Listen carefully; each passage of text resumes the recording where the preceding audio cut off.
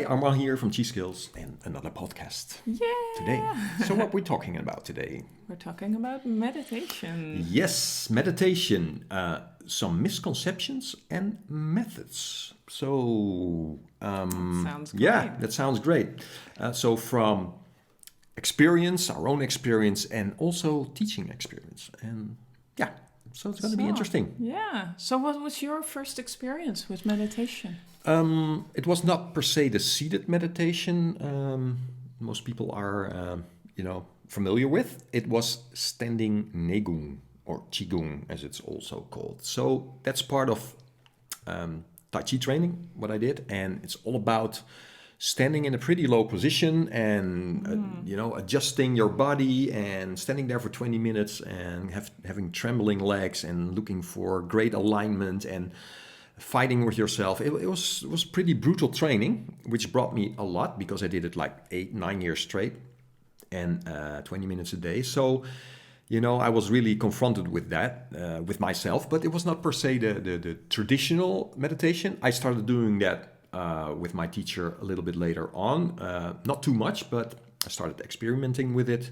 And then later I got with my second teacher, Sifu Mark Rasmus, we really got into meditation, and it was more in the Hermetic tradition.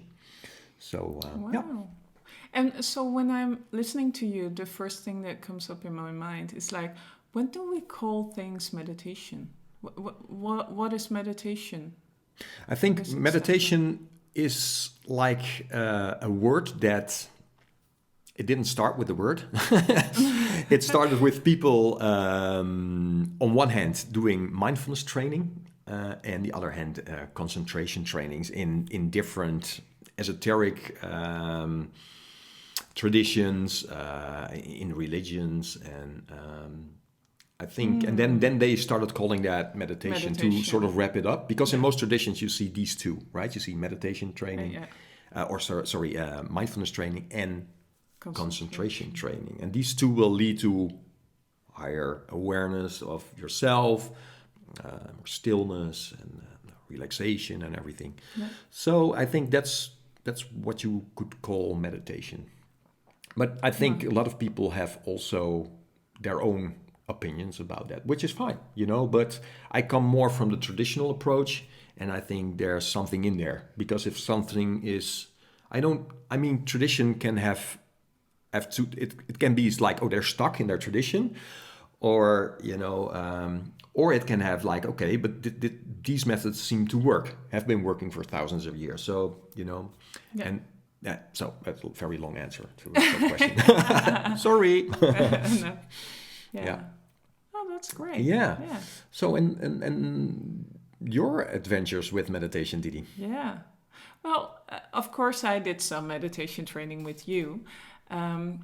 But while doing them, I look back at when I was 16. I went to Thailand for a year to be an exchange student. And my family were Buddhist, as most of them are there. And we would go to the temple. And we would sit there for sometimes 20 minutes, but sometimes an hour on the floor, which was like hardwood or stone or whatever. And especially when I first arrived, this was so hard for me, because you would just sit there and you would sit in one position with your hands folded. Wow. And sometimes the monks were chanting and doing their rituals. And you would just sit there, and I felt my body ache all the time, and I was really tempted to run away and do something else. But like you say, you never really knew how long it was gonna be. No, right? Especially when I first came there, I didn't speak any of the language, so it was kind of just going along, and you would just see what's happening. Yeah.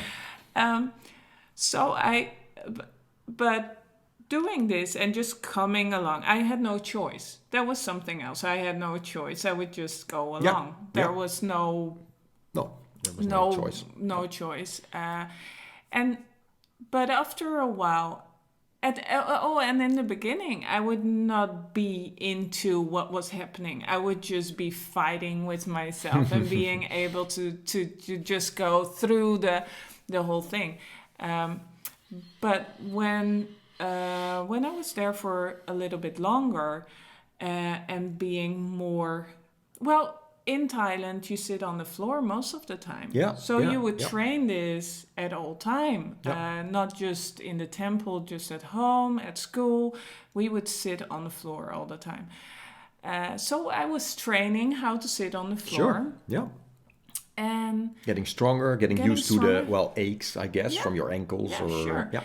And after a while, going to the temple was much better, and I would enjoy the just sitting there, and also to be in the ritual, to be in the situation. You know, I think it's really beautiful what you're saying, because I think, and that's one of the things, is that we maybe get into that a little bit later, but there's discomfort, and then you grow through the discomfort, and you become stiller.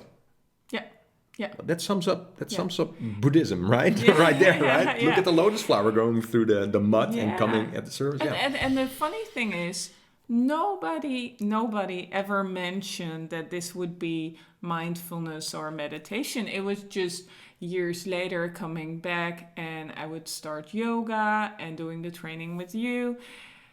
I would think, I've done this before. I've gone through this before. I know this, yeah. I know this, and but being much more aware and purposeful with what you're doing, it worked really well for me to go to these steps. And it's pretty funny because you weren't given clear instruction or something, or like a path to go or something. You were just following along, and then you get used to it, and that's beautiful. Yeah. Cool. Yeah. So let's start with some of the misconceptions I see, right? Because I teach meditation, and I come across people who have experience with it. But a lot of people give up pretty quickly in the beginning. Yeah. And they give up because they cannot be still. They feel that they have the choice. No. But you know, they want to start there. They want to start like, okay, I shouldn't be thinking, right? I shouldn't be thinking. I need to sit here and not think. Well, good luck with that. You know, that's not going to work, and it's certainly not what you want to do in the beginning, right? So, and the other thing I see a lot is that people have their own versions of what meditation is, and I'm not saying I'm the expert here, right? And I don't want to step on anyone's toes, but lying meditation and sitting on a soft bed or hanging in a comfy chair or having all this music on, or you know, with your app, and also a lot of the guided meditation are not necessarily, and I'm saying not necessarily because I'm not saying they're bad per se, but they might not bring you the skill you're actually looking for, and the skills that people have all this time been looking for, and that's how these traditions have evolved in looking at how can we achieve this stillness by going through certain things. And I mean, and a lot of the things that you see now are actually not about that at all, because people cannot sit still. I think what a lot of people think meditation is for is to be more relaxed. Yeah. And well, I've done a lot of meditation training, and it's not being relaxed. It's more focused in the moment. Relaxation is the byproduct of the training, just like stillness is the byproduct of the training, right? Okay. So let's start with the methods, right? What you see in most traditions. Okay, the first thing is mindfulness. But what is that? What is mindfulness? Mindfulness is the skill to observe something without touching it. mentally, emotionally, right? Yeah. So, Yeah. and that starts with your own thoughts. So instead of sitting down and having no thoughts, and it's about you observing your own thoughts from a higher perspective. And that opens a gap between you as the observer and the things that you observe in yourself. The thoughts that come and go, the emotions that come along with those, but they go hand in hand. And then also the physical reactions on that, like holding your breath or maybe tensing the shoulders or whatever. You are just observing yourself, like hanging in a little helicopter above yourself. And it's like, what's going on, right? Yeah. And then what will happen is that silence will also appear because there's not always thoughts, there's not always these emotions, there's also stillness will arise by itself. Yeah. And that's not, then stillness becomes the byproduct. And this is a skill not only for you on your pillow or on your chair. This is a skill for life. Yeah. Because we as human beings are so used to touch everything that comes along in our minds, and we start creating things around them, is that we create our own suffering, right? Yeah. So we have an experience, outside experience of something, and then that keeps living in us, and then we start creating stories about that, and then we don't feel good. Because mostly I mean, sometimes it does feel good, but the tendency is mostly that we're not going to feel good. Yeah. Negativity takes over. So the skill to observe without touching starts in yourself, but then starts in situations, starts with other people. So you're actually building a skill for real life that's going to help you lead a more aware life, a more present life, more in the moment life, and not being a collector of negative experiences, right? So, so it's also a skill to, even now that we're doing this, to be completely here and to be mindful in the moment. Yeah, more and While more. I doing mean, this. I have learned not to fight with the thoughts that appear, right? It's not like you have a score. It's like, okay, oh, there's another thought. Oh, damn. You know, it's like, oh, I had a bad day. I had a lot of thoughts. No, it's not about that. Thoughts will come and they will go, and life is like a hilly landscape because things will happen. You know, and there's outside influences, there's your own reactions, but are you touching those reactions inside yourself? So some days are more quiet, some days are more, more dynamic, some days are, they're a challenge. But you train this skill over a long period of time, and you will be quicker in releasing. You know, you see, oh, I'm holding, I'm touching, right? Oh, and by seeing yourself touching something, it's like then the releasing is already happening, right? And that is the training. It's like, oh, I'm holding on to something. Oh, now it goes. And what happens? There's more relaxation, there's awakening there, etc. And these moments become come more in your life. And sometimes it's like, okay, I know these thoughts are there, but I'm just not touching them.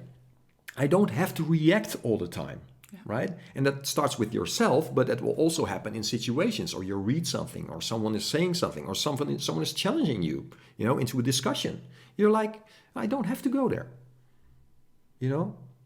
Yeah. And silence and the stillness will accumulate around that because there's not always thoughts. And behind the thoughts, there's stillness. So the stillness will be a natural result of the training. It's not what we're looking for in the beginning. It's what we recognize by learning to, like, oh, I have this distance. There's the thoughts, emotions, physical things.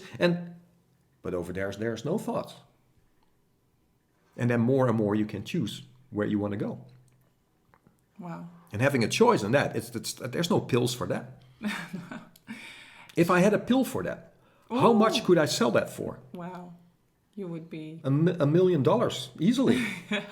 People would buy it. If I had a pill that would create this sort of distance and stillness. But the thing is, people, you have to do that for yourself. Yeah. You have to learn that, right?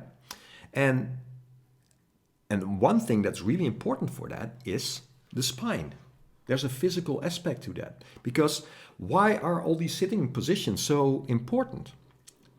And where if you're sitting in a lotus position or on a chair, that doesn't matter too much.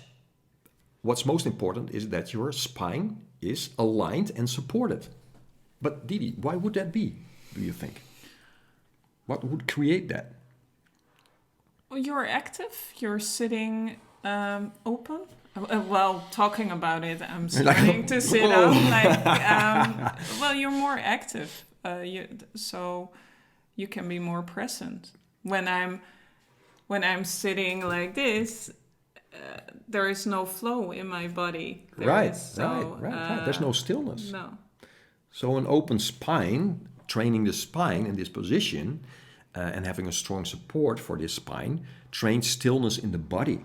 Yeah. And this will translate to more concentration, more awareness, more stillness. And so it's very important that you sit on something that supports you and you have a straight spine. It's so important. So lying down on your bed is not concentrating. No. It can be nice, but it's not It's great for sleeping. Yeah, it's great right? for sleeping. And sitting on your bed and meditating, you're going to fight with yeah. yourself constantly, right? That's hard to sit up straight on You your cannot bed. sit straight on a soft thing. You just cannot. It's impossible, right? So that's a really important part of the training. And so the next thing that you see in most traditions is concentration exercises. So concentrating on an object. And for a lot of people, the first object can be the spine. Yeah. Is your position and how am I sitting? And that will lead to, hey, there's awareness of the breath, right? Oh, wow, I go in and out and then you start following this breath. And that will lead to one-point concentration maybe on objects outside of you. It's like on a rock or on a tree. Or how can you remain this focus and this stillness that accumulates around this concentration for longer periods of time? This is going to help you as a human being, being concentrated. Yeah. Wow. See, so on one hand you have this mindfulness training, on the other hand they have this concentration training, and these two, they build up to stillness and skill. Is that also what you do with the tree training, or? Well, there's a bunch of tree training, but you can, if you have an object that you concentrate on, why not make it a natural object? Something, right? Something that lives, right? So that can definitely help. But there's all sorts of tree training. Trees are giant. Yeah, energy beings, right? So training with trees is just awesome. Yeah. But looking at a tree, because you're talking about a tree, let's talk about a tree and Buddha. Yeah. Because you cannot separate the Buddha and the tree, And that's what Mark Rasmus always says. So the credit goes to him for this. Is that the tree is such a big part of his awakening. And why would that be? Didi, would you know? That's a good question. No, I don't know. I don't know the story. What happens when you go into a forest? Oh, what happens with your? Oh, well, your. With you. There's a lot of stillness. It just, you feel so connected to everything around you. I especially remember one time when we were in France, there was this forest which was so desolate. There was no one around, and we walked into this forest, and it was just. It was almost eerie, right? It was like from whoa, wow, there's trolls here and hobbits or something like that. It was. But you felt like there was nothing else beside us walking in that forest. Yeah. And So what happens is that your awareness, your mind expands. Yeah. Pretty simple, because there's so much energy there. These trees are so large energy beings that your mind is opened as well when you go. It's pretty hard to be completely in your problems in your own head while being in a forest, because these trees, they just pull your energy open, right? So, and that's pretty important, because what happens when you become stiller and stiller is that the mind will expand automatically and it will move away from where you normally are. Yeah. It's like contracted into your head, into your thoughts, Yeah. into your emotions, and the body will tense up and everything. It might not be extreme, but it is happening. Yeah. So what happens when you go in the forest is this, it expands. But it will also expand from the training. So putting an object outside. So you start with your breath as an object, for concentration, your spine, but you move outside of the body and you say, okay, there's a tree there. And you start connecting your focus on this tree and letting it rest with this tree. So eyes open here, right? What happens is that your mind will expand, and your mind it's formless, right? It can be anywhere. Yeah. So, and that's such a liberating feeling because the spirit will open. Because how does the spirit represent itself in us? Wow, you have all these Yeah. great No, I'm not questions. yeah. Testing me. Yeah. You tell us. Okay. You can explain it much better. It's the observer. So it's right there from the start. All mindfulness training. By the way, if you hear some scraping, it's snowing crazy, so we cannot help that. Some people are just scraping their lawns and everything because. But I hope it's not too loud. But we won't touch it. Okay. But the observer in us is right there, present in the beginning. We observe how we sit, we observe our thoughts, we observe our feelings, and then we become more and more aware of the observer itself, right? Yeah. So, and that's very important because the spirit can come out, and the spirit will come out in a large mental space automatically. That's because that's where the spirit wants to be, right? It uses your body and your emotions and your feelings to have this physical life, right? And but we get lost in the lower parts of our consciousness, and we get lost there, and we get a false identity of who we are, and then that's where the trouble starts, because this lower mind is just creating and touching and thinking and wondering why and needs to explain everything, while the spirit just wants to be present, right? So are we in the way of that? Okay. So we have this mindfulness training, we have this concentrating training, and both lead to the spirit coming out. So then from a certain point, you know exactly where no thoughts are.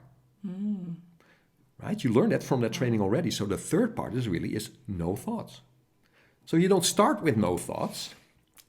You end up with no thoughts. Yeah. Or let me say this. It's not a problem that you have the thoughts will come and go. It's more is that you will be able to move to a place where they are not and have longer periods of your spirit being here present, and what falls away, all your troubles fall away. Everything is great. Energy builds, that's pretty important. Qigong is a large part of this as well. When you're present, energy will accumulate. When you're in thinking, you have leakage. Oh yeah, I totally get that. Yeah. When you're in the all the emotions and stuff and busy with everything, there's a lot of energy going into that direction. Yeah. It's just like you turn open a tap and it's just streaming, right? And that's for most people is their day-to-day life. Yeah. Sadly. And that's of course a great thing with building energy is first to take away the leakages that you have. Sure, I recognize where you're not still. Yeah. So that's why I cannot, having a strong body and an open spine will lead to this stillness and this awareness, because it's all about this stillness that will accumulate around you. And then, but I was thinking about, food, herbs and everything, and your experience with them. It's also all about this mindfulness. It's like, okay, how does this taste? What does it do in my body? How does this feel? How does it feel the next day? And being present with that as well. Oh, absolutely. I think food is such a great way, or eating is a great way of being mindful. Like cooking, being with your food, preparing it, and really be into what you what you will take into your body. Can I say something about that? I think everything what we're talking about today is firstly and mostly supported by the food. Yeah. Yeah. Look at all these special diets that the Buddhists have or anything, Oh, yeah, to take away the young, and making, helping their stillness, their focus and everything. And it's interesting, like, I was talking to a client yesterday about that what we try to do is, from a traditional Chinese medicine standpoint, is to support the energy that's around you. So to connect to the energy of the day, Yep. energy of the month. But so when you wake up, and this is beautiful, when you look at how the monks live in Thailand, they get up very early and they collect their food, Yeah. and then they eat. Or first every day they meditate. That's the first thing they do in their day. They rise, shine, and meditate. And then they kind of collect their food, and then they eat, then they do their tasks, then they prepare for lunch, and that's them with food. That's it, right? No eating after lunch, right? No. And it's actually the spleen and the stomach are active in the morning. Between 7 and 9 is the spleen, and 9 to 11 is the stomach. And then that's the time to digest. And afterwards, if it's getting later, there is time to really digest and not to put too much pressure on that part of the organs anymore. You have time to do the work that you need to do and to be more still with yourself. Yeah. And that really is in flow with your day, the energy of the day. Oh, totally. So, through all these years of training and meditating is like one of the most important things has been diet, because I could why is there so much noise in my head, and why is it so hard not to touch on some days, right? It's like, oh, I've eaten sugar, oh, I've eaten this, all this stuff. Well, that's another thing. Yeah. Like, do we eat what we need to eat for having a good body and a strong body, having enough vital energy? But also, if you want to do meditation and you eat a lot of very spicy food, that will be a very big challenge for you. Absolutely. That will create so much movement into your system. It will be so hard to sit still, to concentrate. It's the foundation of your concentration. I mean, the concentration is like the pinnacle of your being. So, but it's being fed, or it's not being fed, right? Yeah. But I think that's another podcast, Didi. Yeah. And I think we're going to do that one, because I think people, if you made it so far, people, you need to know this. You just need to know about food. You need to not about the vitamins per se, but just the effect that it has on your concentration and what's stirring it up, what calms you, and everything. Yeah. So what do you think? We're going to make one. That's a great one. Yeah. That's a great one. And I hope this already helped a little bit about meditation, why it is not have the separation, about not having thoughts, or observing the thoughts. That's a very basic thing to start with, and I hope you got that from this podcast. So exactly, people, remember, there's nothing wrong with thoughts. No. They're part of you, but can you be in alignment with these thoughts, and can you cooperate with your, that part of you? That's the most important thing, right? And be able not to touch it. So, good luck. Yeah. Have a good time, and like and subscribe if you like this stuff, and we'll be back soon. Absolutely. See you. Bye. Bye.